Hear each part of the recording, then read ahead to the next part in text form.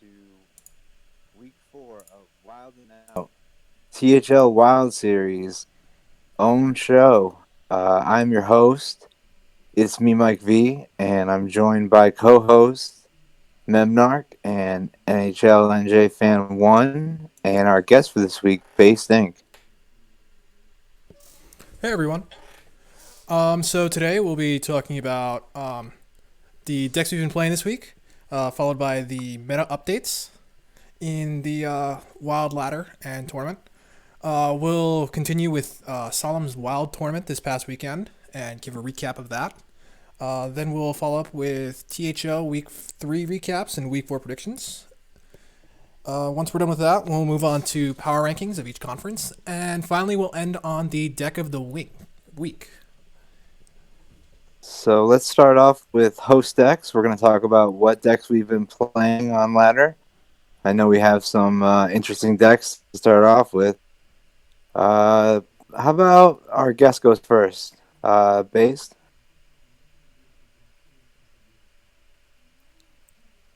Base seems to be having issues with her mic right now. Once that's sorted, we can move back to her. But for now, I can talk about my deck. So, Okay. I've been playing Odd Paladin this week. Now, I know it hasn't really changed much. You know, it's still pretty unchanged since the rotation. Yes, Memnarch, I know you hate Odd Paladin. It's fine. You can dance game me all you want. It's it doesn't really play any shenanigans though. It's a no shenanigans deck. Like either you're able to handle it or you get steamrolled by 1/1s. And it's been great for ladder because there's been a huge surge in aggro with things like Pirate Warrior and Odd Demon Hunter in Wild right now. And it's favored in both of those matches. So it's really been helping me climb a bit. Unfortunately, Demon Hunter is getting nerfed, but we'll talk about that in a bit. So, Awesome.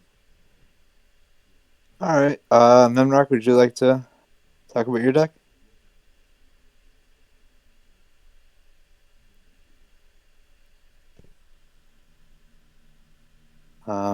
I think Memnarch is also having some issues with his mic right Oh, now. no, I got it. I accidentally Perfect. pressed the button I shouldn't have. All All good. right, so I'm playing Oh, Galakrond okay. Warrior, Yes.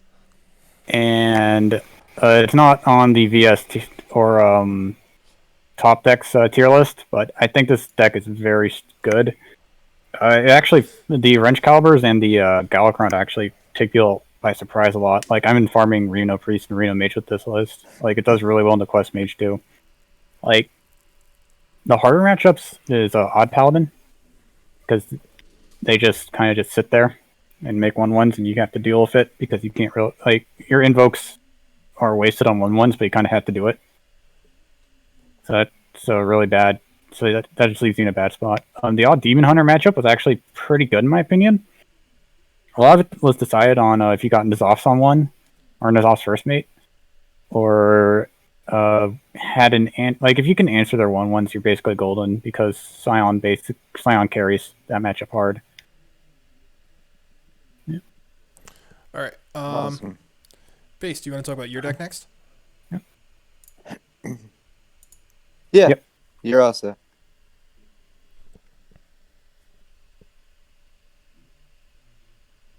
Base, you there? I can I hear can you. hear her. Yeah, I can hear her fine. Oh, that's strange. Oh, there we go. Hello. Yes, sorry about that. That was on my end. Yeah, no worries. My co-hosts have talked about how aggro is running the ladder, and this deck is going to get absolutely crushed right now. But I really enjoy playing this deck.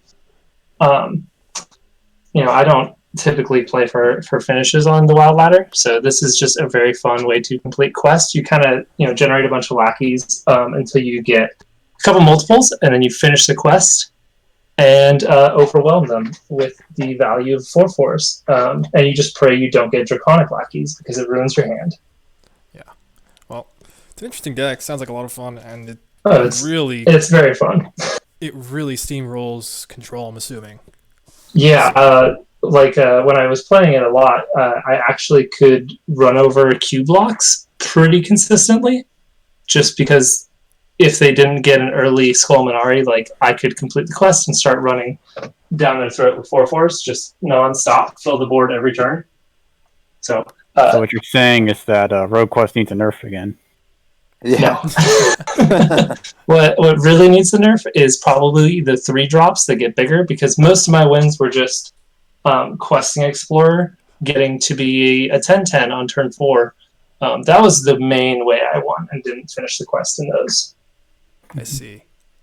Yeah, this is a very nostalgic deck for me. I mean, it is different than it was when I played it in Standard, but I think Quest Rogue itself is just, it brings back nostalgia for me.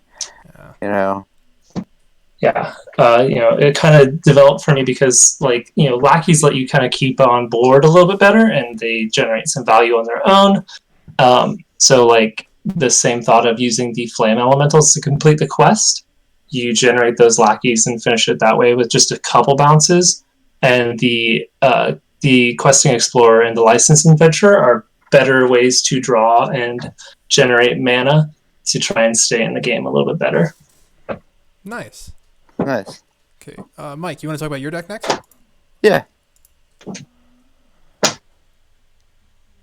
Okay, so you mentioned playing Reno Quest Mage. Yes.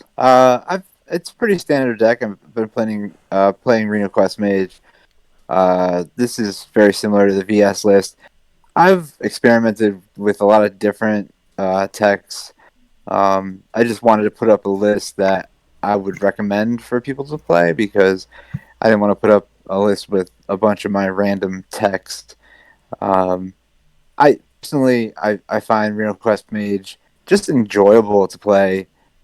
It's not as consistent, I think, as just Quest Mage in terms of completing the quest. You know, now that they nerfed the quest to 8 spells, you have to include a little bit more, like, spell generation. Obviously, evocation is a huge help if you can get that Sorcerer's Apprentice down.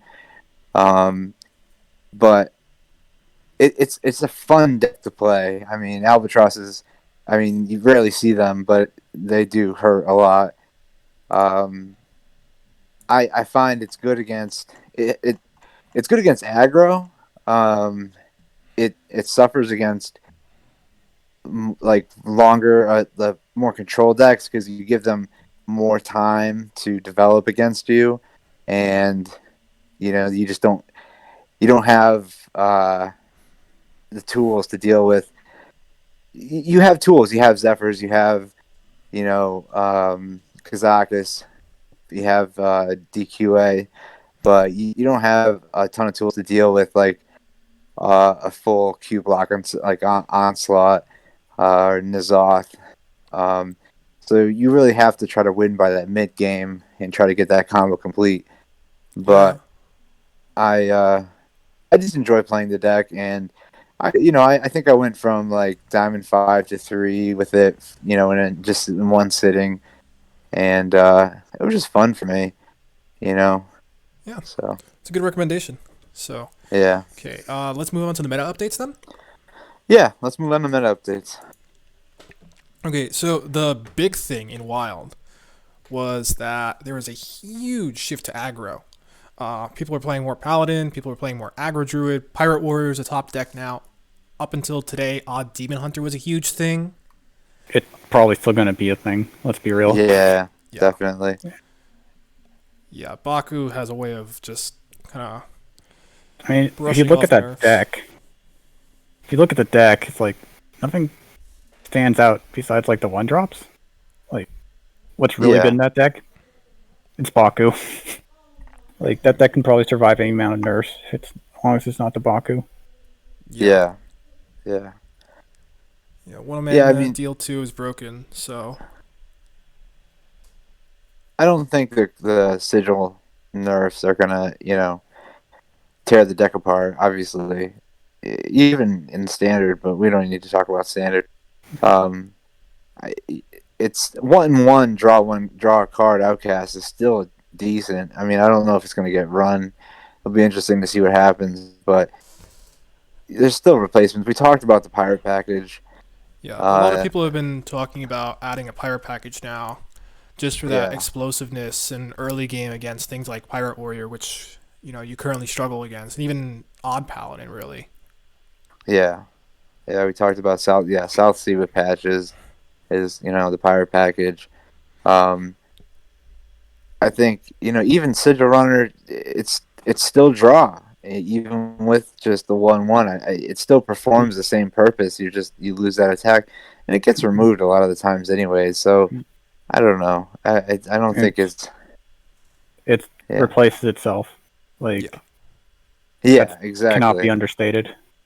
Yeah. A cantrip is always going to be good, especially at 1 mana. Yep.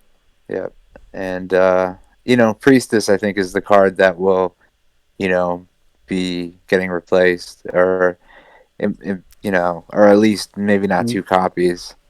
Will it though? Yeah, that's a good question. I don't know do you think people will be running 2 copies of a 6/5 Priestess? It's basically the Leroy problem. Like, it looks really bad until you realize that it's there to finish out the game. It's there to basically win the game. Like, that effect it has will always be good. Like, yes, I can't really, like, the health makes it a bit worse. Like, it gets explosive runes now. You can trade into it easier, but a lot of the time the damage it does is just from it simply being played, not it sticking around. Yeah, that's true. It is good just as a single play, just to clear whatever minions are in front of it, plus the extra face damage, or as a finisher, like you're saying, and just to be a problem, on the board for the opponent to deal with, just to delay them a turn. It's obviously more susceptible to AoE now, like Priest AoE, Dragonfire Potion, and Light Bomb too. a few spells, but it is still a good card. They didn't nerf it into the ground. Yeah, it'll be interesting to see how that develops. As far as THL goes, we saw a big drop in Druid brings this past week. Druid is it's very reflective of what we saw in Ladder too. Druid just dropped off the face of the earth, and the same could be said now with Druid and THL. We see Warrior and Demon Hunter picking up in its place, really. 6 more Warrior brings, mostly Pirate Warrior, and a lot more Demon Hunter brings too. 4 more. All of those, I believe, were odd Demon Hunter. And we have 3 extra Priest brings as well this past week. I think the majority of those were Reno Priest. We also had a Big Priest or 2 that showed up. But it seems like everyone is settling on, bring Pirate Warrior, bring odd Demon Hunter, bring Reno Priest. The meta seems to be really settling within THL a bit. But we do have some people experimenting still. So we'll look into that later. Yeah. Okay. Yes, we will. You guys want to move on to the Wild Tournament then? Yeah, let's talk about the Wild Tournament. Okay. So, for anyone who doesn't know, there was a big Wild Tournament this weekend, $1,000 prize pool. A few people within THL did participate. As for those who made it, here are the Swiss appearances. So, Disco and A2 Battleship both gave it their all. They did fairly well, I believe. A2 went 4-1. You can correct me on that later. I know Disco either went 4-1 and 3-1 as well. Disco was a bit upset at first because the lineup he brought he wasn't satisfied with, and then he kind of regretted bringing it, but he still did pretty well. As for the top 32, we had a few more people. Bill Snyder, Memnarch, our co-host, Nine Eyebrows, and Number Theory. All of them played in the Wild Series as well. All are excellent players. It was a very good showing within the top 32 for us. And as for the top 8, we had Jack come in second with a $200 win. That's awesome. Congrats to him. Memnarch, congrats to you too on your finish. Well done to everyone here. Yes. So, Yes. right. It shows the caliber of THL. It shows the caliber of the players playing in the THL Wild Series. Yeah, it is a Um, very competitive format right now. yes, it is. So, okay, let's move on to the top 8 breakdown. Does one of you want to take this? I can do it. All right, Go so for it, Memnarch. Odd Demon Hunter and Warlock were tied, but Odd Demon Hunter is the only archetype with straight 6 brings.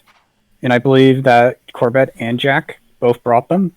They did. So it's 2 out, that's both the finalists, and 6 out of the 8 top 8.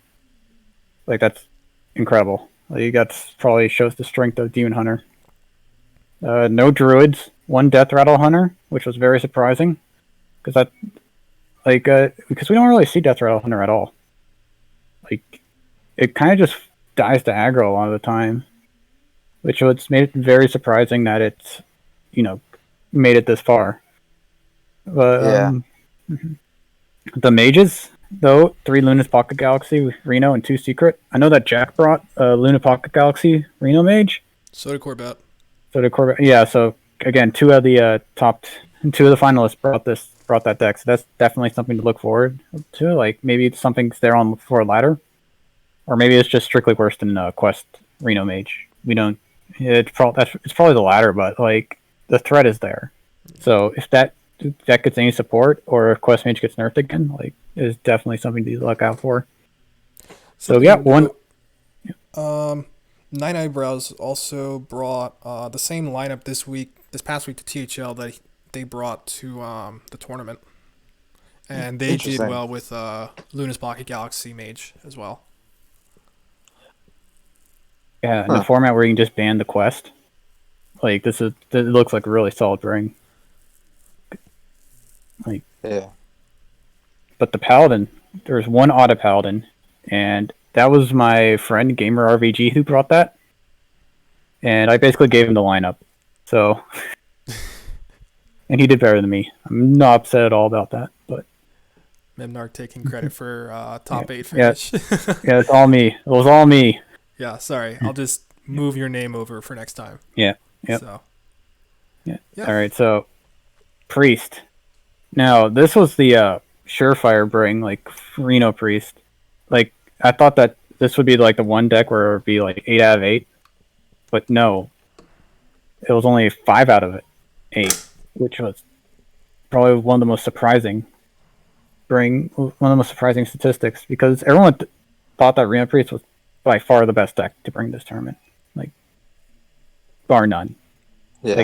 Clearly, the stats show it was Odd Demon Hunter, but going into it, everyone thought Reno Priest. Yeah. Mm-hmm. So this might, this new revelation, might make it so that Reno Priest is probably being hyped up more than it is supposed to be. It's people think it's way better than it is, but we don't know. Or that's what I'm thinking. But this, these stats shook the foundation that everyone thought about this tournament with. Reno Priest isn't the deck to beat. In fact, it was Odd Demon Hunter. Yeah. So, something of note is that the Reno Fatigue Priest was White Delight, and that was a heavily teched Reno Priest. So viewers should probably take that with a grain of salt. It's something that you probably shouldn't look into unless you know what you're going to face, or have a good idea at least, because it's a huge risk. They weren't even playing Spawn of Shadows. Yeah, that deck had no win con. Yeah. Besides Fatigue. Yeah, he had Archbishop Benedictus in there. It was spicy, but no win con at all. I think he went spicy. I think he got reverse swept, or that list in particular got swept. If I remember Psalm stream right. Yeah, it's likely. Yeah. So anyway, another surprising thing is that no Rogue in the top 32. Odd Rogue isn't as bad as everyone thinks it is. It's just that why play Odd Rogue when you play Odd Demon Hunter? Yeah, this is something we talked about Yeah. yesterday. Is that it's not that Rogue is bad; it's that other classes are doing whatever Rogue can do better. And this is the same thing as the tournament last weekend. Where there was no Rogue, in the top 8, or it's there are good Rogue decks, but they're just not. They're not comparable to the other decks available. Not currently in a tournament format, no. Yeah. So, Okay, so yeah, like Odd Rogue, it doesn't feel weak. It's just like someone's bringing it. Like I might try to experiment more with it now. Now that Odd Demon Hunter's been nerfed again. Like eventually, Odd Rogue's gonna be good enough. Like eventually, meta's gonna shift, or Odd Demon Hunter's gonna get nerfed enough so that Odd Rogue is playable. Yeah. One of those things is gonna happen. But it's definitely something to look out for in the future. The 5th round of nerfs. So even Shaman White Delay brought with the Reno Shaman that made it, but the other 2 even Shamans were, well, I think they had in 6 Swamp Boost tech then. yes. I know Corvettes did. And that's to help against the other aggro matchups in Warlock. Like I thought that we would bring the Galaka Crawler to help, but Acidic Ooze actually hits a wider field, so that was probably a smarter bring for a tournament.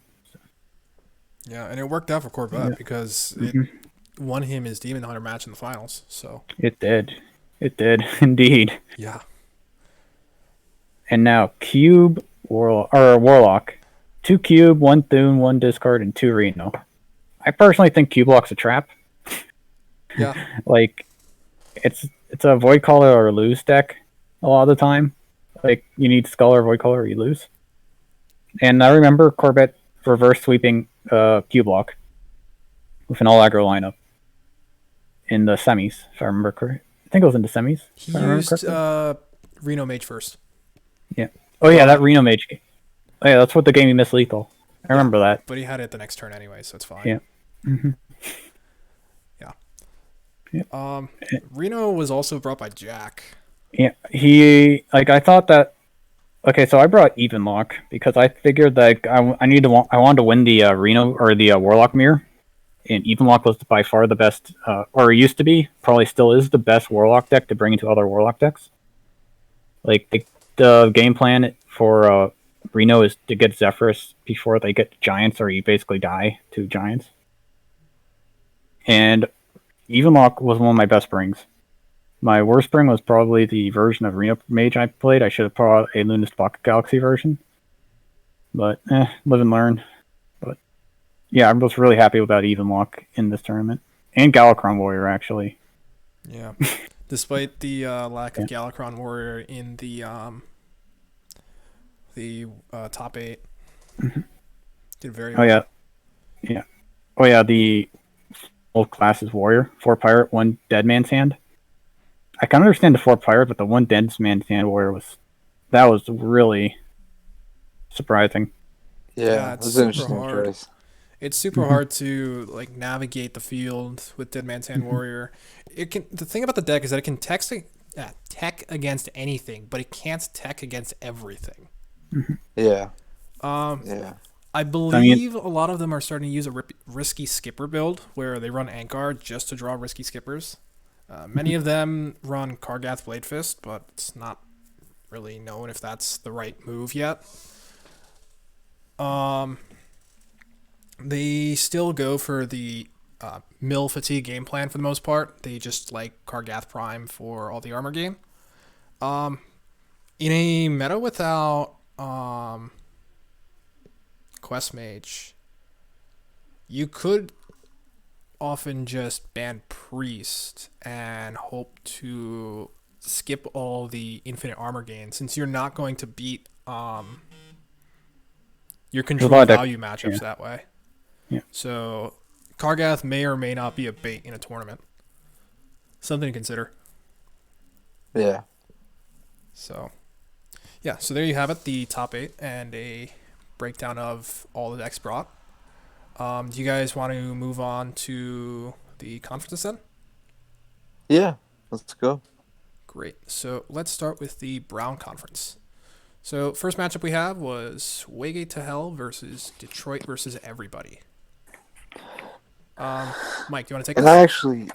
I have our predictions here, I think, for each of these, so I can kind of look over what we're looking at.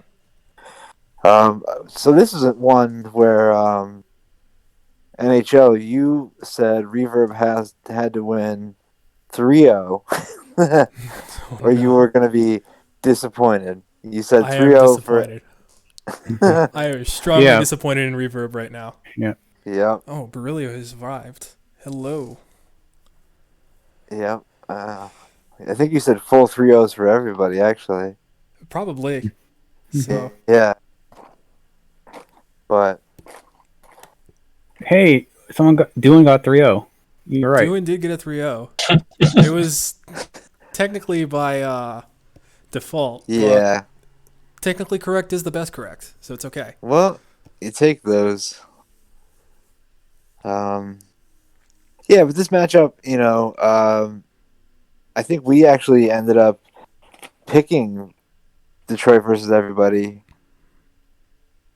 All three of us, and we were right. I think we had picked Doing to win. Obviously, not like that. But MTG Squirrel. I think we had picked actually. We had picked Reverb to win, and then Mad at Arms. So it turned out the way we wanted. We actually, I think I picked the Sharma, and you guys picked Mad at Arms. So Yeah, it was the way we I predicted. the way you guys predicted, but still, this is a good showing for Detroit versus everybody. Waygate to Hell was on top of our power rankings last Yeah, well done by last them. week, Now, and something to note is that there was something that happened with Waygate to Hell, and now Gangplank is no longer with the team. They cited some scheduling stuff, I think. So now they will have someone else playing for them. I think it's Nightwing. Someone can correct me on that. Yeah, correct. Yeah. So Nightwing will be taking over that spot where we see Gang playing for the rest of the season. Okay. Next up we have Gonna Be Rich versus At Least We Have Chicken. Based. Do you want to take this? Sure. You don't. Okay. Yeah. Unless Mike, you want to talk about your team? Yeah, I was gonna say. Oh, that's right, Mike. This is your team. Yeah. Yeah. I can talk about this one. This is painful. I predicted that you'd go 3-0. And your entire team would go 3-0 if I remember correctly. Otherwise, I'd be massively disappointed. Both Shadow Ranger and Raw Mexico played on Thursday at the same time, and it was a painful week. But you guys picked Beryllium and Blase. They're Gonna Be Rich is a good team. We've had a tough schedule so far. Yeah. This is this was tough. I played the Word, and it was a close match. I almost pulled off the reverse sweep, and I couldn't do it the last match. It just didn't work out. Yeah. And even then, it wouldn't have mattered because by then we had already lost the first two. Yeah, I see Brilliant talking about Burgle Rogue for the win. He'll be interested to see what we actually have to share on the stream. So let's bring it up now. This was Beryllium's Thief Rogue that he won with. Super interesting list. Usually you don't see this much on ladder. I predict 100% more Burgle Rogue next week. Yes, we're hoping for more. So the deck itself is pretty vulnerable to weapon removal, but as long as you can dodge that, it does really well with its sustain. You just you play Spectral's Cutlass, you buff it up, and then you just play burgled cards and have an infinite durability weapon. It's a bit slower than something like Kingsbane, but it also has lifesteal, so you're always in the game. Yeah, exactly. As Beryllium said, why play good cards when you can play cards that steal good cards? It's just more value. Yeah, exactly. You Like, know, it's common and you know sense. what? Yeah. Brillium ended up winning Player of the Week this past week, and I had actually written his bio for it, and I talked about how innovative he's been these past 3 weeks. And, he's winning. He's 3-0, but on top of that, he brought innovative deck lists every single week. He's not just winning with net decks that he's not just taking VS and Tempo Storm lists. He's coming with interesting lists that people are copying and bringing themselves. So I found that fascinating. So I have a lot of respect for what he's doing in the THO Wild Series. Yeah. We should also talk about his aggro burn shaman. Also, thank you for Spanish teacher for bringing that up. We'll make sure to change it as soon as possible. Do one of you want to cover Beryllium's aggro burn shaman as well then? I remember playing this deck a long time ago, so I will. Oh man, this brings back memories. What was it? Before Witchwood, I played a variant of this. Didn't have like half the cards, but it was a mech based build because I used that Power Mace card with the 3/2 Wind Fury, and I liked seeing how the deck evolved. Like it's now a swarmy. It feels a lot like Token Druid, like with Storm's Wrath and a bunch of 1-drops. And this deck can do a lot of damage really quickly. Like I've seen this deck kill on 4 and 5 before the Reno turns. It's very aggressive and very strong. It's just that if it gets answered early, it has no way to really come back on board. So you're reliant on reach. So you need to do at least 15-20 damage through board to be able to burn out your opponent. And the control decks nowadays are really good at preventing that. So that's why we don't see it that much. In the aggro matchup, it's actually pretty good with Thunderheads. Like that's your main game plan, if I remember correctly. You Thunderhead zap your way to victory. But like with Odd Demon Hunter, Pirate Warrior, researching on ladder, like that's one of I believe those are bad matchups for this type of deck. But in a tournament lineup, where like the bad matchups aren't, you can just ban them, or you can queue correctly, or queue not into them, or attempt to queue into a good matchup. Like this deck is definitely a force to be reckoned with. Yeah. Brilliant brings up a good point. It has good matchups against Warlocks and those kinds of decks. And if you're facing those kinds of decks, it's going to get you that win. It's a very counter QE deck. It's something that you play in your lineup when you're targeting something, but if you hit those that you're trying to target, you're going to win hard. Yeah, like I said, it kills on 4 and 5 a lot of the time. Yeah. Okay, let's move on to the next matchup. Gonna be Rich versus At Least We Have Chicken. Base, since you couldn't take the last one, do you want to take this one? We're on Born to Be Wild versus Sea of Cheese, right? Born to Be Wild versus Sea of Cheese, yes. Yeah, I'll take this one. So we had a sweep from Born to Be Wild over Sea of Cheese. I know that Sea of Cheese has been struggling. My boy Sage has been kind of doing the carry for the team, but Born to Be Wild is just a very strong team. Craig of Canada sitting at 3-0. It's just it's kind of hard to beat these guys who are so plugged into the Wild scene. So I think that they're going to be, they are the top team in the Brown Conference with the hardest strength of schedule so far in the Brown Conference, which is insane. So I do think that this is going to be a team that anyone paired up with should watch out for. Yes, I agree. Yeah. One of the things that we do have to bring up is Sage brought an interesting deck as well. Let's pull it up. So he brought Odd Druid. The way he described it to me when I talked to him about it is that either he's going to look like a genius or the biggest idiot this week if he loses. Unfortunately, he wasn't able to get the win with the Odd Druid, but he still is tinkering with it. He told me about how the deck is extremely explosive and consistent in the early turns because you have so many one-drops. It's just a matter of figuring out how to keep that pressure going. Things like Azalina aren't really working out yet for him, but he's still tinkering with the list. It's something to look into. Maybe he can surprise more people with it. I think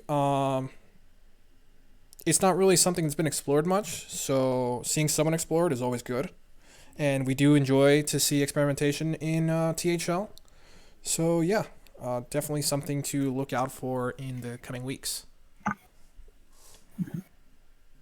God, I've never seen this list before. This is spicy. Yeah, this is a Yeah, pure it is. homebrew. I kind of wonder if you replace the Azalina with Leroy, and you just instead of saying I need to get a little bit more time, just I need to kill. Mm-hmm. Yeah, that was one of the That's- things he was considering, actually. Like, Yeah. Yeah. Craig. Yeah. Maybe said Fungal he's Mancer like even. Sage. Oh yeah, Fungomancer would be sick. You got a couple nice token generators. I like that a lot.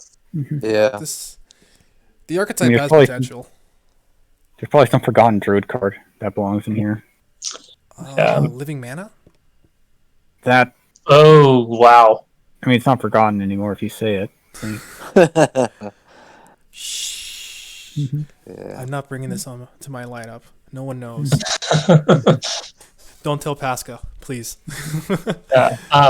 I do also want to mention. I think that Cone is no longer playing for Sea Cheese, and Duo Cat has come in to replace him.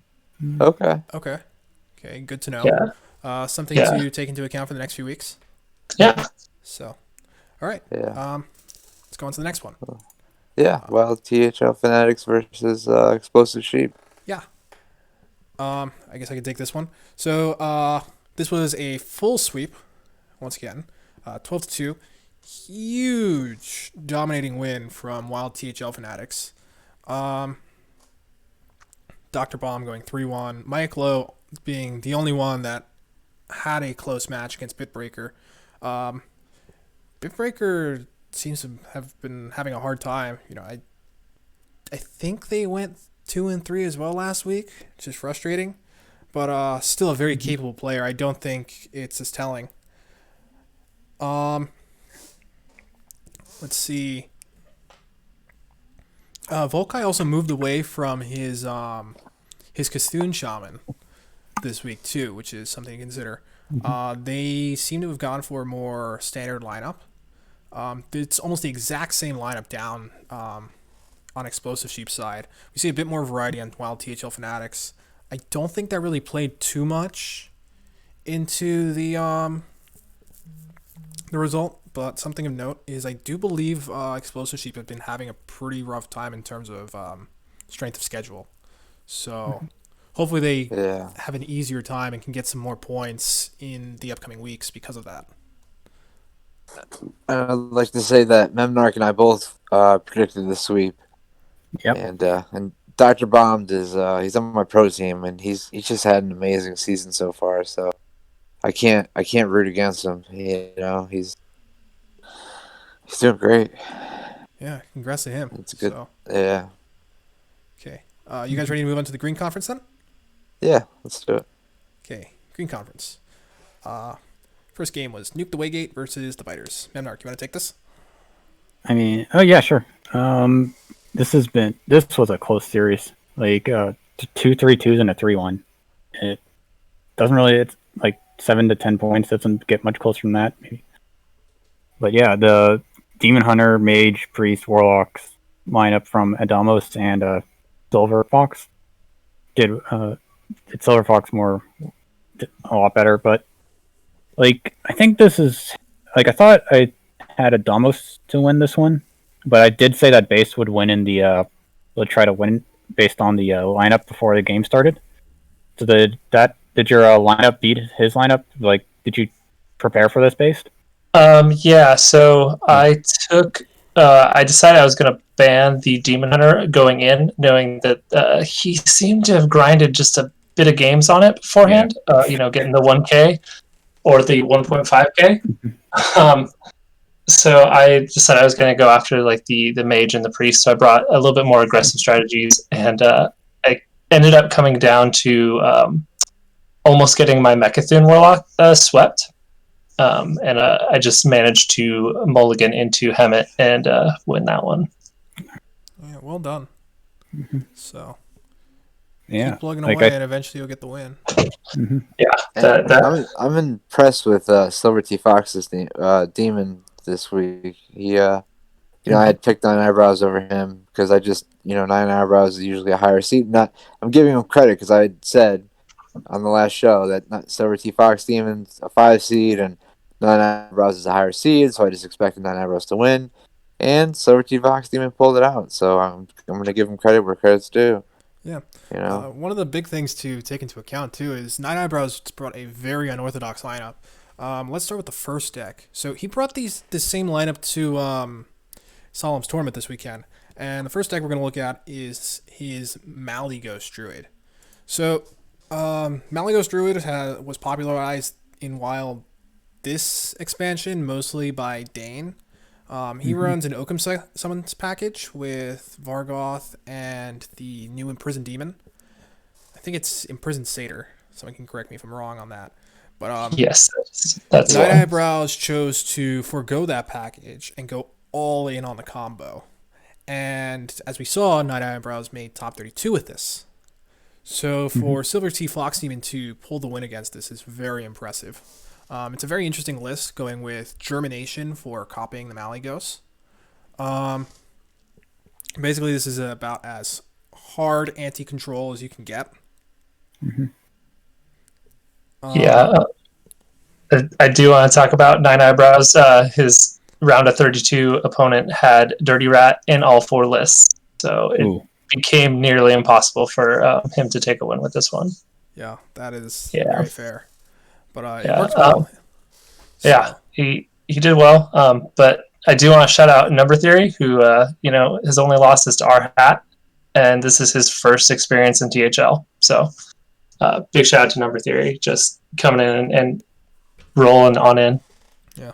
The other interesting list Nine Eyebrows brought was a pure Reno Mage list. Now, normally we saw Reno Galaxy Mage or Reno Quest Mage, but this forgoes both and just goes kind of all in on the control shell.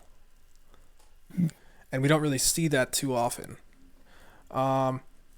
We can see the Dirty Rat, the Frostless Jaina, Amazing Reno. This is just pure control, grinded out mage. Yeah, this is the same list I brought to Solemn's Tournament.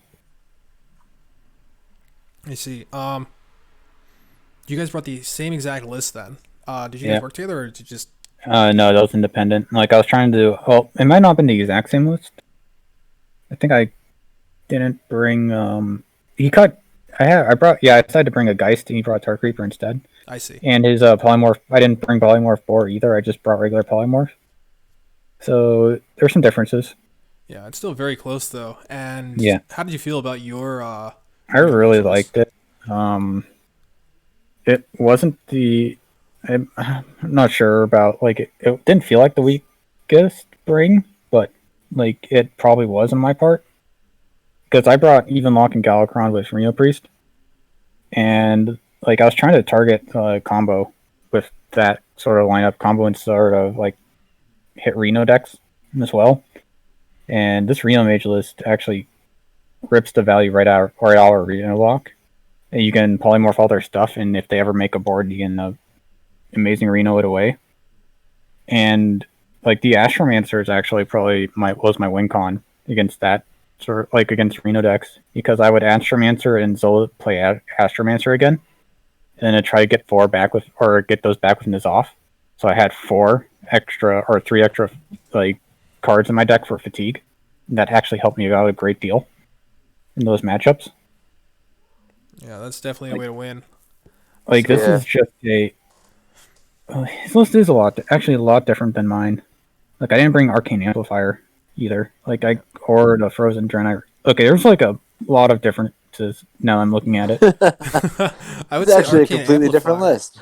Arcane Amplifier is like a good like Pirate Warrior Cannon or Demon Hunter tech really into like Satyr Overseer Yeah. or something. Dude, 5 life, that's hard to overcome. Like, you Yeah. just play that on 3, and it becomes your opponent's problem then. Yeah, and then you just get Dark Bomb hero power. Mhm. So, yeah, super interesting. Something to look into, I think. Well done to Silver Sea Fox Demon again. So, okay, on to the Yep. next. Okay, you sunk my Hattleship versus worst case scenario. Okay, so we have Ridiculous Hat's team against Mentalistic's team, or Disco's really. It's Disco's team. Yeah. So worst case scenario has really been struggling. Mentalistic is still the only one with a win, and they got swept once again. They are switching things up, so I'm not sure what's going on there. I wouldn't say they're being hard targeted. To Hattleship's credit, they are one of the best teams in the Green Conference right now. Hat, Bill Snyder, and A2 have all been killing it. Bill Snyder was one of the people, of course, that did make top 32. Yeah, there's not really much to say. It's just really tough for worst case scenario. Hopefully they can shake out of this. And all three of us picked Mentalistic over Hat, and Hat proved us wrong and stayed 3-0. Yeah. And that's impressive, We I don't know. We didn't Yeah, give this Hat a looks- chance. Did Snake Foss, like, I did not expect for the mental to be 1-2 and Snake Foss to be 0-3. Yeah, it's a huge Yeah. shock. Yeah. Yeah, I mean, you really would expect this team to be doing a lot better with the quality of talent on it. I guess tournament versus ladder. Like, Yeah. me- Yeah. Yeah, so it's tough. Hopefully they can turn it around though. Okay.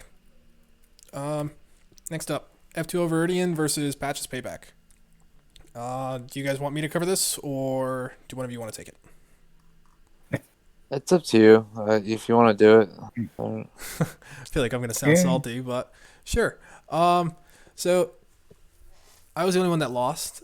SRL had a really close game with Jerry Damage. I was gonna be happy with whatever the result was, given Jerry having some difficulties. He's going to be subbed in for someone next week. I think Tony is going to take his spot. Tony was subbing for Dirty Mike this week. So Itachi was playing Lefty as well. That was on stream on Saturday. And if any of you want to see that, you can catch that in the VODs. It was well played by both. I think Lefty could have taken the first game between Hunter and Demon Hunter. He played his Zephyrs a little early. And it felt a little off since Itachi wasn't putting much pressure. And it really came down to the last second between the both of them. And had Lefty kept Zephyrus, it might have turned things around. As for the other games, Itachi played his Reno Priest into Lefty's Galacron or Cube Warlock. There wasn't really a chance there.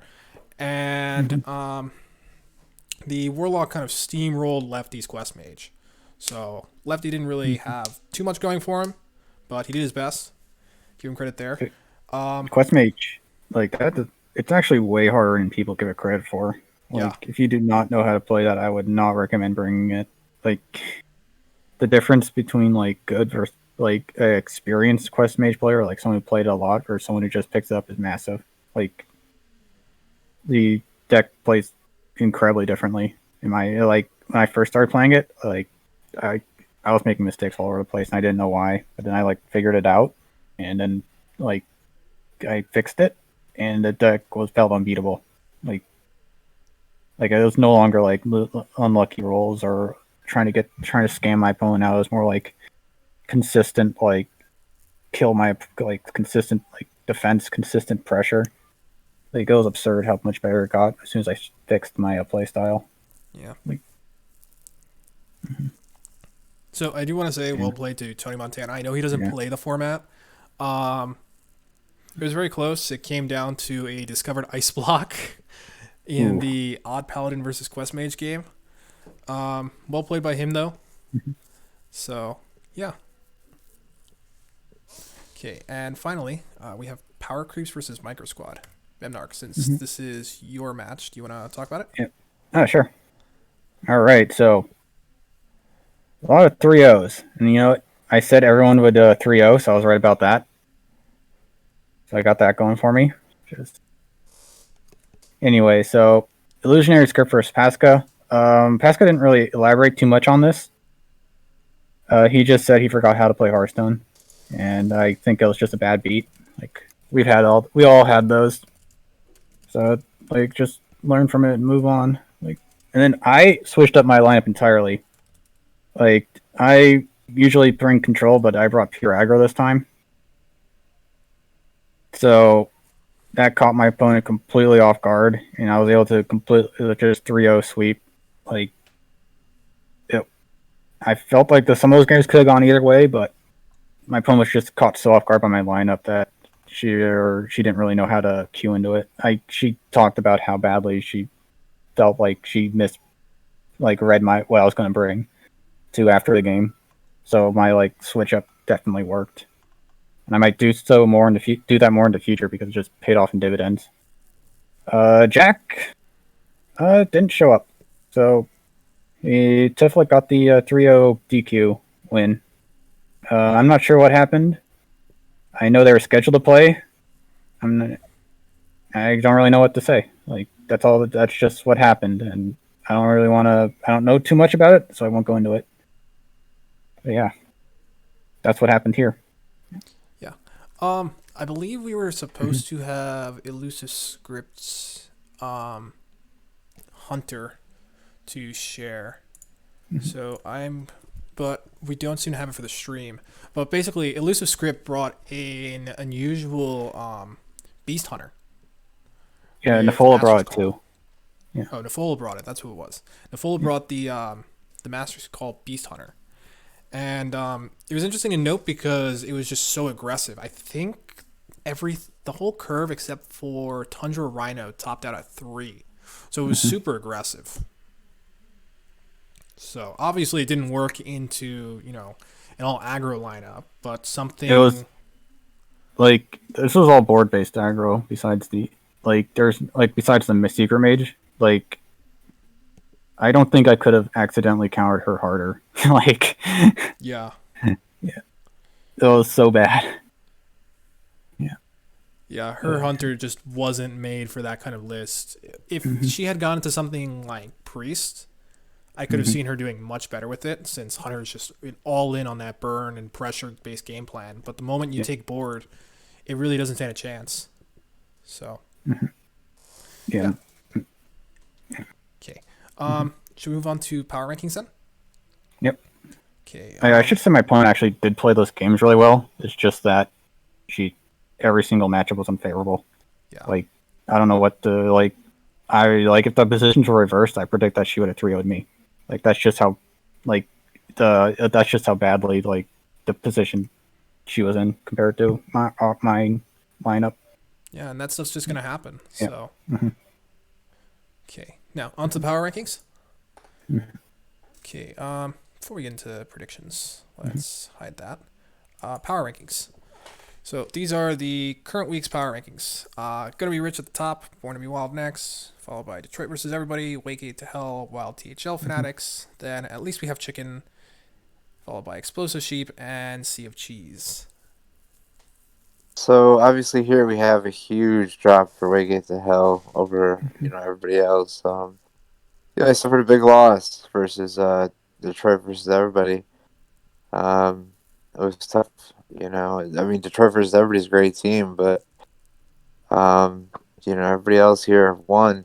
I mean, I think Gonna Be Rich and Born to Be Wild had easier weeks, but it still they maintained their schedule. They maintained and won. My team, At Least We Have Chicken, lost another spot, but we're lucky to be in 6th at this point, and I hate to say that. We're yet to have a win, and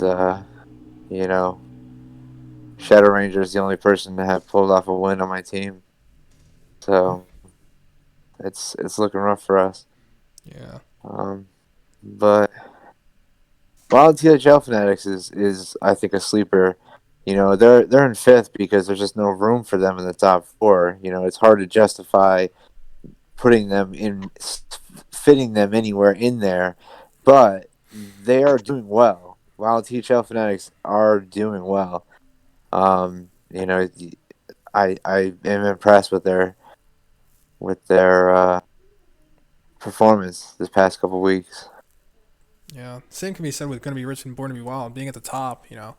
Good on them. Yeah, They've just shown consistently every week that they're coming to play and they're gonna go hard at you.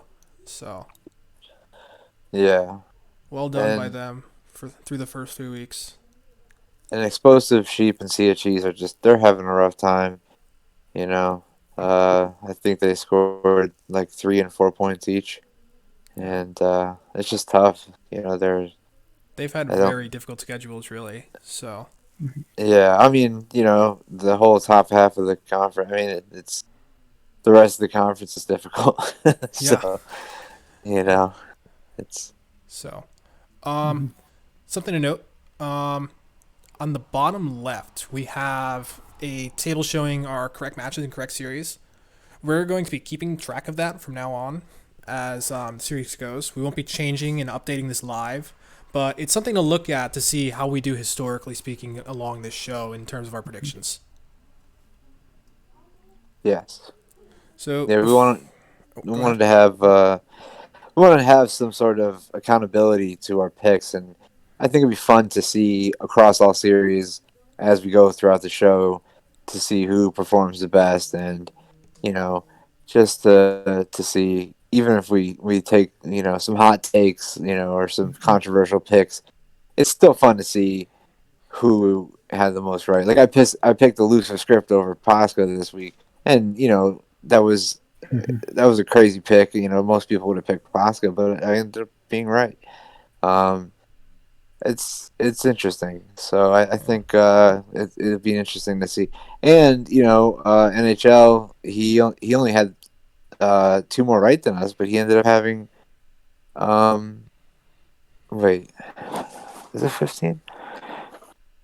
He ended up having three more series. Actually, okay. I think it was we had 14 each. 14? Memnarch and Okay, I, that's my mistake. yeah, Let me edit because that then. we couldn't have three more series than us if Mm-hmm. we only had two. But either way, the three more that he had correct ended up he had all 8 series correct, so it made a huge difference. Okay, there. Updated for clarity. Yeah. So before we go to the Green Power rankings, let's go through predictions. Yeah, sure. Okay. So first up, we have Gonna Be Rich versus Explosive Sheep. Who wants to start? I think our guest should start. All right. Okay. So we have Gonna Be Rich, who is Yeah. Beryllium, Blase Blase, and the Word, versus Explosive Sheep, made up of Neji Boston, Bitbreaker, and Volkai. I mean, it's hard to pick against Beryllium, so I'm going to go ahead and say Beryllium takes that one.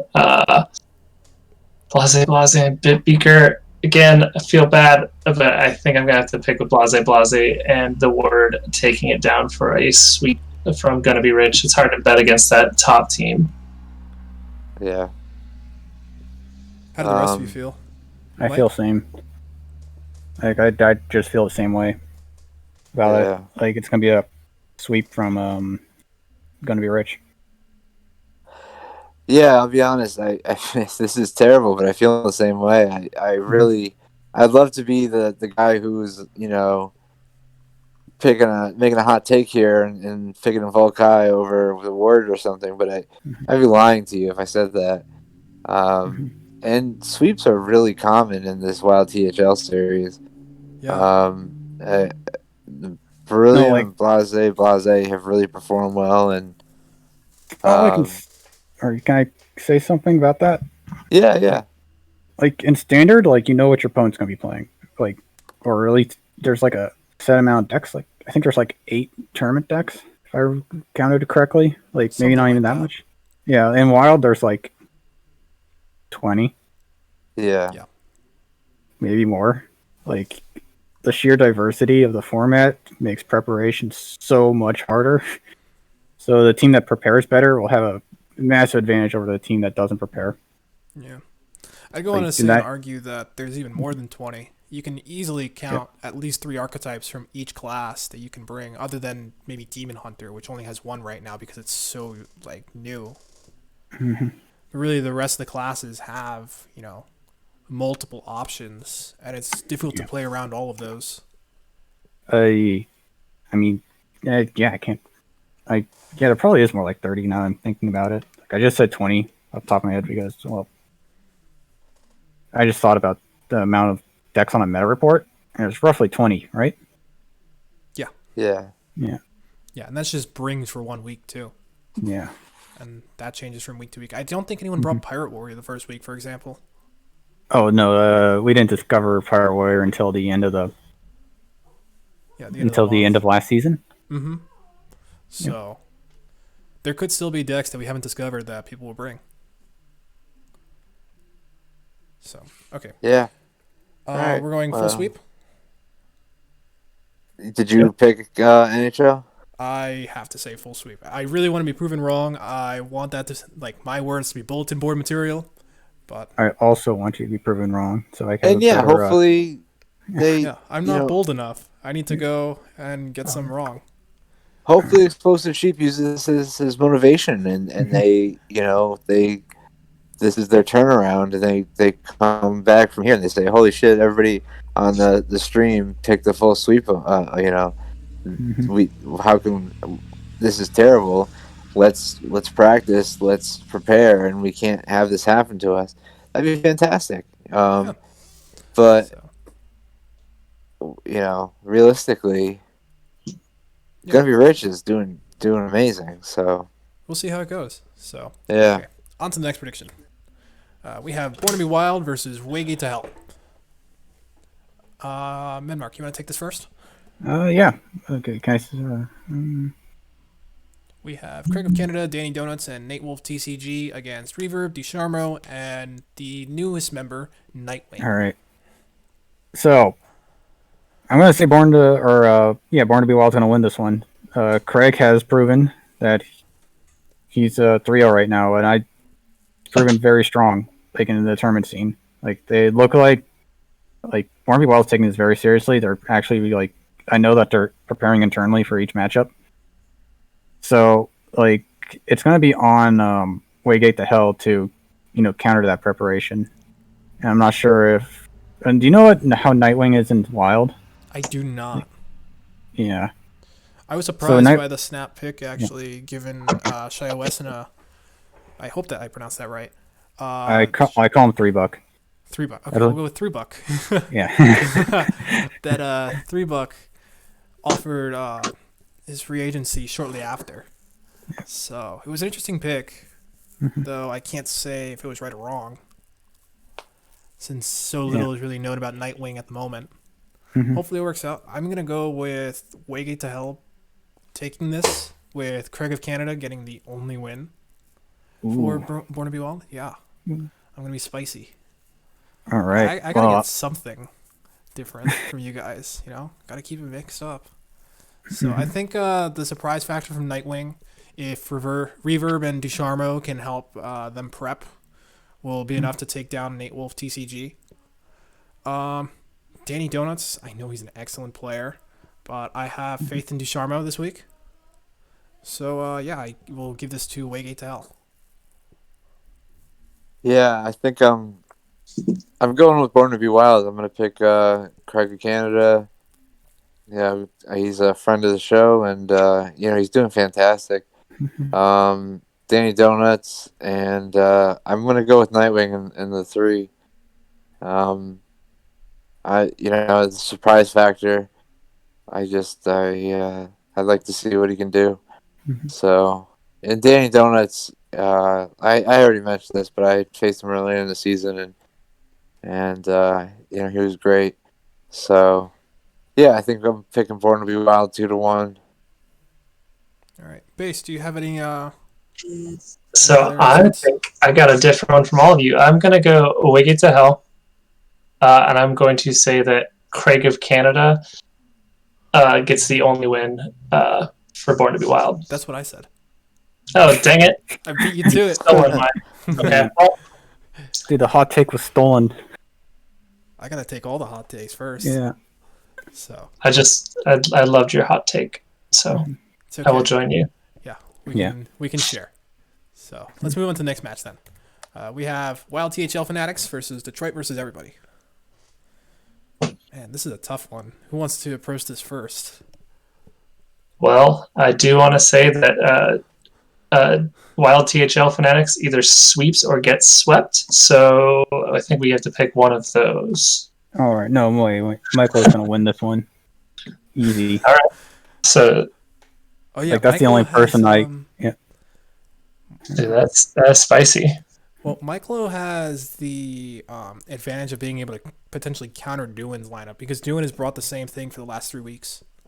I don't know. This could be the 4th week where Doohan switches it up, but yeah, if he doesn't switch it up, I'm definitely saying Michael wins this one.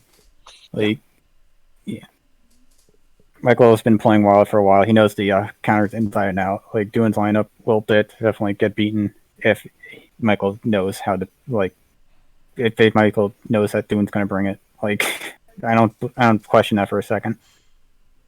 So, Dr. Baum and Matterhorns. I want to say Dr. Baum because I know him and I played him a lot in some other tournaments, like not THL, but in Jets League, or not League, but Jets tournament, and Mike Lowe's Popper tournament. I think I beat him twice, both times there. Once in the, I think it was like round of 8 for Jets tournament, and once in the finals for Mike Lowe's tournament. He's a very solid player. Matterhorns or Mata Arms definitely can take this one, but I'm believing in Dr. Baum here. And I think MTG Squirrel's going to take it for Detroit versus everybody. That's going to be the sole win versus Electric Sheep City. MTG Squirrel's going to bring some completely left field deck that no one's ever thought of, let alone prepared for. And Electric Sheep's going to be helpless in that case and just get wrecked. That's my hot take. I think I'm going to go full sweep Wild THL Fanatics. I'm going Dr. Baum, Mike Lowe, Electric Sheep City. And I'm picking against Doohan. I've been on Doohan's side. I just see it. I picked full sweep with them last week and they delivered, and I don't know. I think they're a hot team right now. And like I was talking about earlier, I think even though we had them at 5, I think it's just because there's no room in the top 4 right now. But they could easily prove themselves this week and earn their spot. Yeah, I don't think this is going to go full sweep. I think Matt at Arms might take it over Dr. Baum. I know Dr. Baum has had a really good season, but all good things must come to an end. And Matt at Arms is going to be that end for Dr. Baum. Nah, man. The end is going to come at the end of the season where they won it all. That's when it's going to end. Come on now. What are you talking about? We're winning. Oh. I mean, they're going to win the conference. Power Creeps are going to win everything. Like, let's be real here. Like, I can't say no against my team. But yeah, I think Mike Lowe will take this. Doohan really needs to switch things up. Doohan's just gonna come out, see this VOD, and then shock us with some weird counter Q lineup that none of us expected. But I'm gonna give it to Mike Lowe for now, and I do think MTG Squirrel is going to take it over Electric Sheep City. I can't see a time when MTG Squirrel goes 1-3. He's just too good. So that's my feeling on the matter. Okay, you guys ready for the last one in the round conference? All right. Yep. We have Chicken versus Sea of Cheese. Mike, since it's your team, do you want to start? Yeah. Um, so we have Shadow Ranger against Sage. Um, this is tough.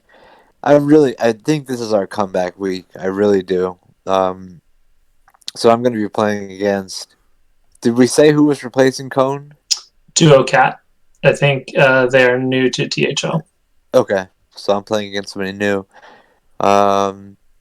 Siege. I played Siege earlier in the season in Legacy. He's a good player, and Sage is a great player.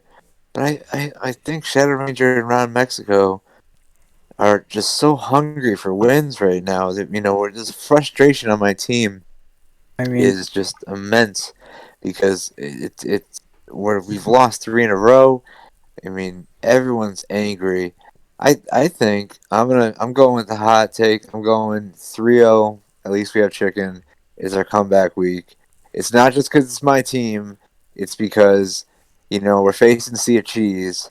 If we can't do it this week, then I don't think we can do it. If we can't come back against Sea of Cheese, no offense to them, but with the way they've been playing, this is the comeback week for either team. You know what I mean? Whoever wins this is on proving themselves. Yeah. Mike's gonna hate me for this take.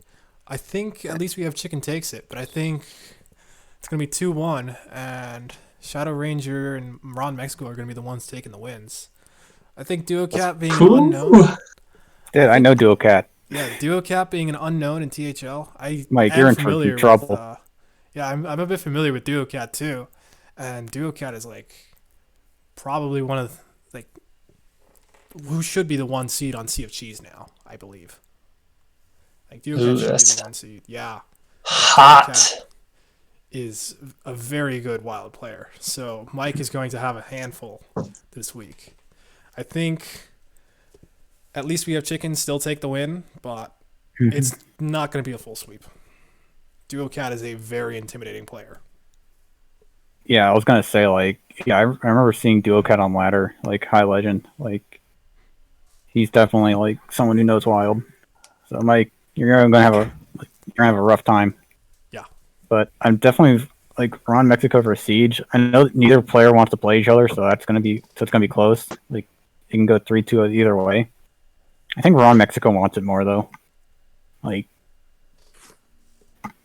know Siege memes a bit. That was the idea with the odd druid, just to bring something fun. Sheep, you just missed your team. We were finishing up predictions on your team before this. But yeah, I think Ron Mexico does take it. Yeah, and my last prediction is I played Shadow Ranger before, again in Jets tournament. He's really good. I think he takes it. So yeah, 2-1 for at least we have chicken. Base, do you have any takes you want to make? Yeah, so I'm going to go 2-1 for at least we have chicken. I'm going to take Sage over Shadow Ranger because Sage has always got my back on Saloon. So I got my boys back here.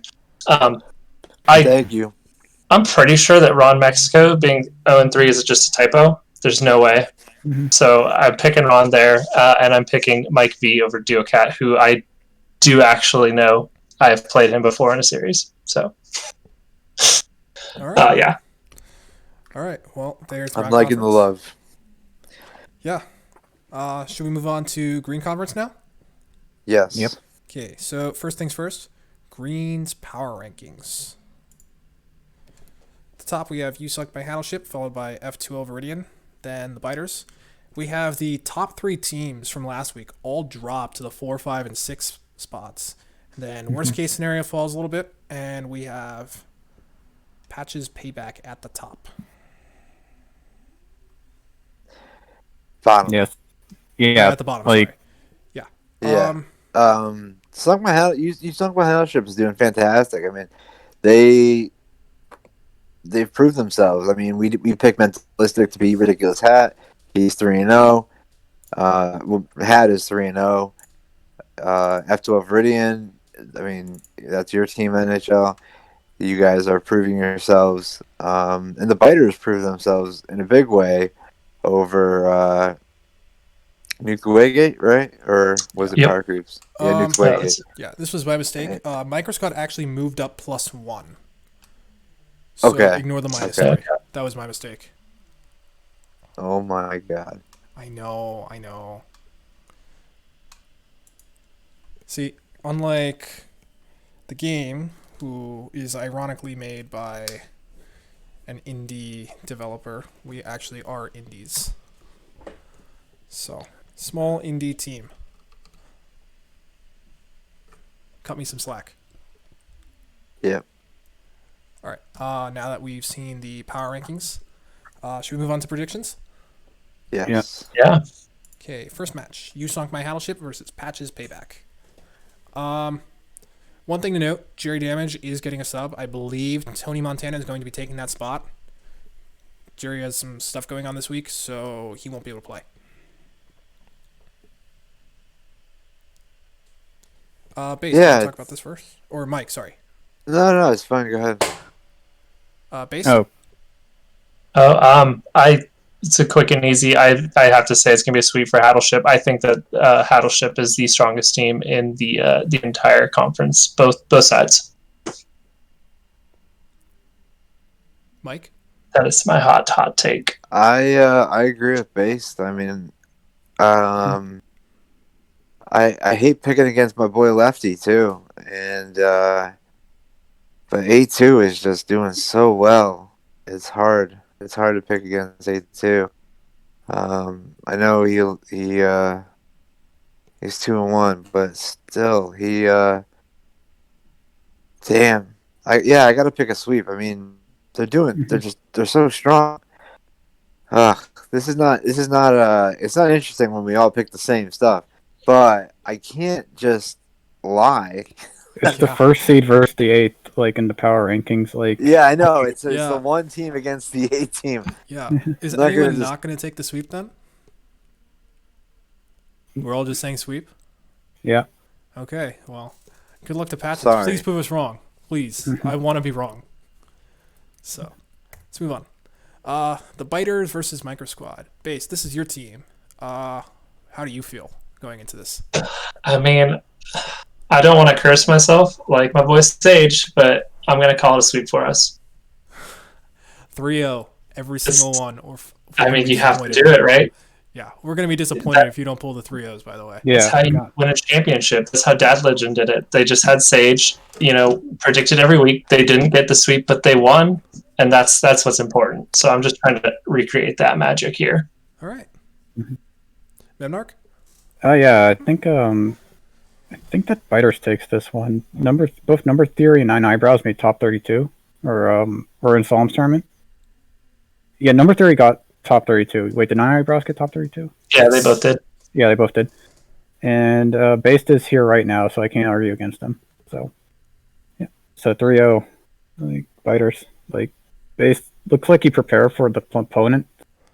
So, like, I think I said this last week where you try to just win before the matches begin based on lineups. Yeah, I go for the pre-flop win. I just try and get the best hand and then Mm-hmm. win on the river. Yeah. Yeah. And we got 2 top 32 players in addition to that. So, yeah, it's definitely you guys. 3-0. Mike? I'm gonna go with Based. Mhm. I'm gonna go with Nine Eyebrows, but I'm gonna pick Elusive Script again. Okay. I'm going to go with the hot take. And anger-based little... Base, you're going to lose. Ooh. Shame on you. Ooh. I'm disappointed. Ooh, hot. Ooh. Tilflit Love it. is going to take it. I'm sorry. I said it, so All now right. it has to happen. Remember, I was right in every series. So you're still going to pull the win because Number Theory and Nine Eyebrows will carry you. But you're not going to help your team. Sorry. Just I'm it's into just that. not going to happen. So, all right. Next one. F2 Viridian versus Power Creeps. All right. Ooh. Memnarch, Power Creep we're sweep. 3-0. We're Power going Creep 3-0 sweep. all Not the way. close. Nah. Not close. Nah, but really, I think I think I take it over Posca. Maybe like 3-2. It'll be close. Dude, I'm showing Posca my super secret like good luck RNG ritual that he's gonna perform in the middle of the woods, so you don't stand a chance. Really? Yeah. What if I told you that I already have a super secret good luck pregame ritual that I do in the woods? Oh man. Yeah, see, I even use like little enchantments so I can't get cursed, and I curse my opponents.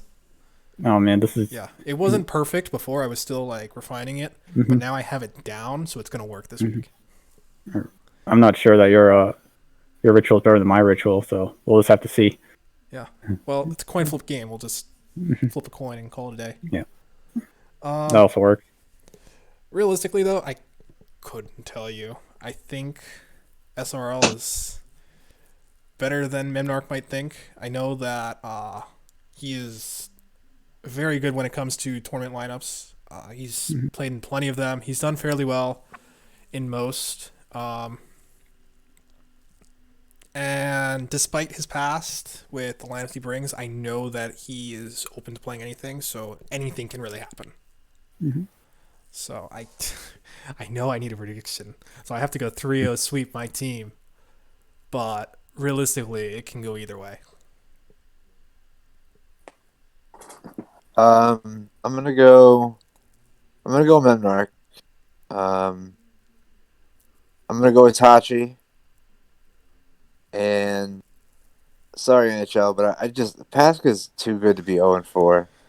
He's just way too good to be 0-4. I just can't see that happening. We talked about this earlier about the law of averages.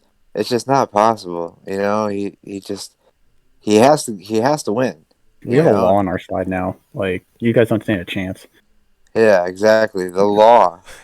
Mike, you sound salty since I picked your opponent to win over you. That's all I'm gonna say. I don't give that's No, not no. that. It's pure salt. It's okay. I mean, clearly, this is the most clear-thinking, logical way to say Power Creeps just wins 3-0. Like, I personally, no bias, 3-0, easy. Like, that might sound biased, but it's not because I said so. Would you guys be biased because one of you picked your own team 3-0 and the other one picked your team 3-0? I said that as just a hot take. Realistically, I can't predict this. I know it's going to be a 2-1 match regardless. I just don't know who's going to take what.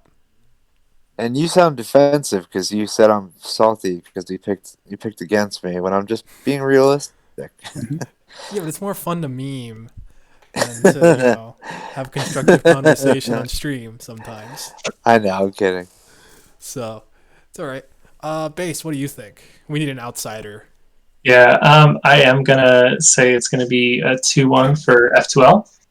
Hey, I do think Memnarch's taking it. I think Itachi is taking it. Itachi is very good in a tournament setting, and I'm not sure that Jack has that experience, even though Jack is more experienced in the wild format.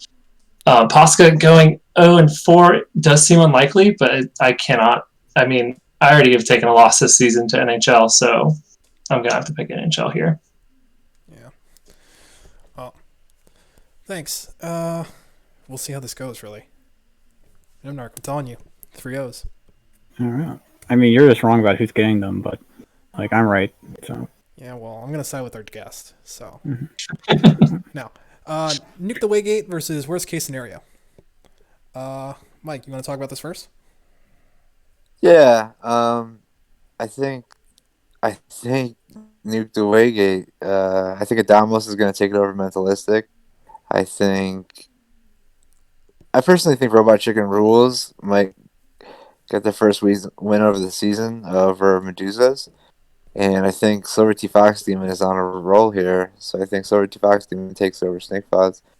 Even though I really think Snake Fods is in the same seat as Posca, where it's really hard to believe Snake Fods starts 0-4. But Silver T Fox Demon is playing really well. So I can see them pulling out a win. So I'm picking Adamos, Robot Chicken Rules, Silver T Fox Demon. All right. Memnarch?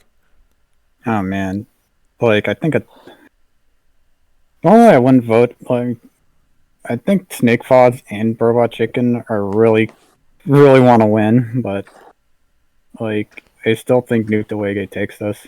Like, Dauntless is probably better, or not better, but it's going to prepare better than Mentalistic. So, and Medusas and Silver Fox T are the only ones I'm not sure of. I really want to not vote against Snake Fod, so I'm going to say Snake Fod wins this. But Nuke the Wege is going to take this 2-1. Like, All right. I'm gonna go with the hot take again, and say full sweep from full case or worst case scenario. I think Mentalistic, Robot Chicken Rules, and Snake Fods all take this. Seeing Robot Chicken and Snake down 0-3 just doesn't feel right to me. And I think Mentalistic can also do this.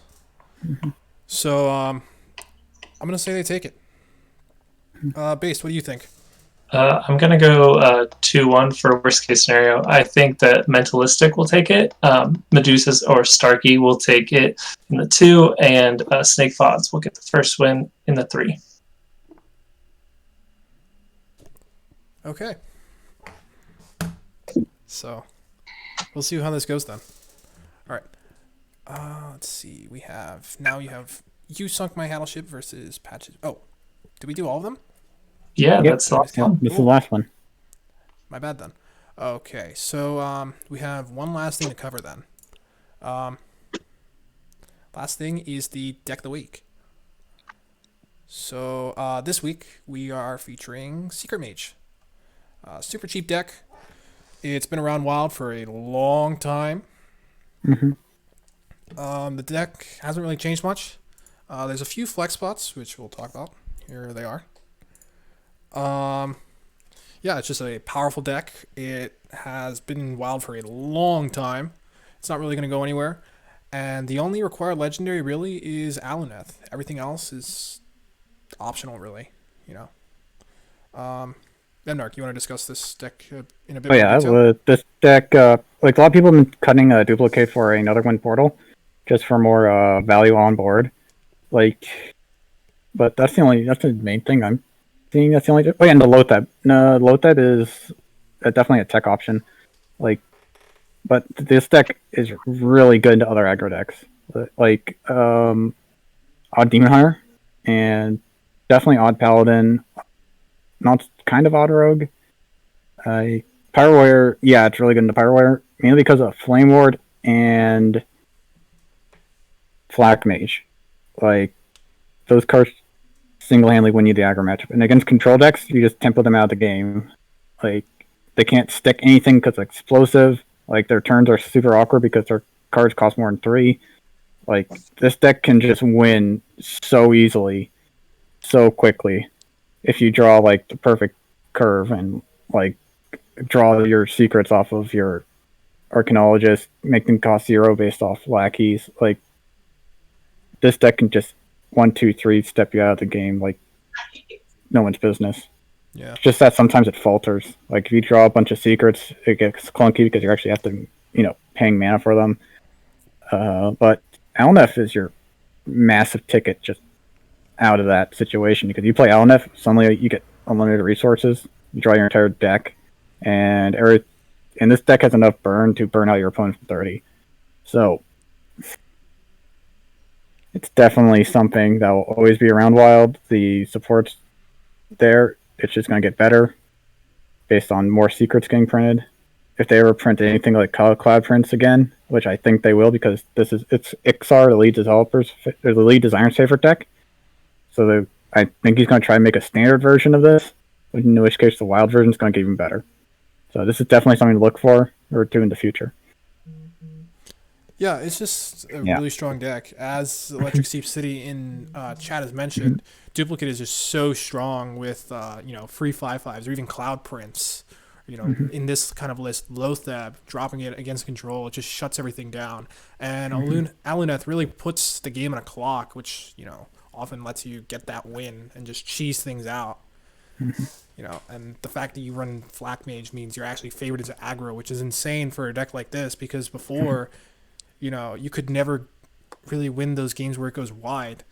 It's a deck where you were unfavored against Odd Paladin, and then Flak Mage was printed, and now all of a sudden you're favored, which is insane. It's like the premier aggro deck currently in the Yes. meta. Same with even shaman. Like even shaman used to be like 70% of secret mage. As soon as black mage play more prep run and cloud prince, technically that was also a big one. The matchup flipped. Like it was suddenly like even shaman's like 40% of secret mage now. Like it was absurd just how much utility those cards brought. Yeah. Like Now, as for the tech slots, normally before I want to say Ashes of Outland, people ran Stargazer Luna in the Lotheb spot. We decided to feature Lotheb because we feel that it's better against current control in the meta. Luna doesn't like. Yes, it is basically a pseudo Aluneth, but it's always been one of the bottom cards in terms of win rate. So it's something that's been flexible and it's not really necessary. And Lotheb just kind of shuts down a lot of those reactive decks, like say Q block from dropping in a Void Walk or Void Caller and playing Plague of Flames, or Reno Priest using Psychic Scream to clear your board. It just has so much utility, and you already win the aggro matchup, so you don't need any more gas there. As for Netherwind Portal, you can probably sub in either Lotheb or Duplicate if you really want to for it. It really helps against Druid, but Druid isn't really around right now. Yeah, it just shuts down Jades. Like, Jades struggle so hard against it because they're forced to either Spreading Plague or Siege your board, and then you have another 4-drop on board. And that added pressure that they can't deal with makes it so much more difficult for the Druid. So...